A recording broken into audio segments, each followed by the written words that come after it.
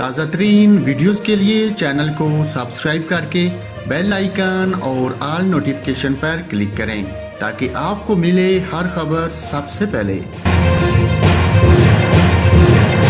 और नाजरीन, कराची में अफसोसनाक वाक़या पेश आया है, जहां कराची के इलाके बल्दिया टाउन सईदाबाद से खतून की कई रोज पुरानी लाश बरामद हुई है।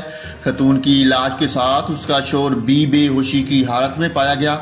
पुलिस का कहना है कि खतून की लाश कई रोज पुरानी है, पोस्टमार्टम के लिए अस्पताल मुंतकिल कर दिया गया है। पुलिस राय का कहना है कि सिविल अस्पताल में लेडी सर्जन न होने की वजह से खतून की लाश का पोस्टमार्टम नहीं हो सका। पुलिस का कहना है कि खतून का शोहर नींद बेहोशी की हालत में इसके साथ बेड पर मिला। मामला मशकूक है, ये कैसे मुमकिन है कि शोहर कई रोज से बेहोश रहा। पुलिस का कहना है कि खतून की मौत की वजह पोस्टमार्टम के बाद सामने आ सकेगी। मामले की तहकीकात जारी हैं। खतून की लाश आज दोपहर को घर से मिली थी।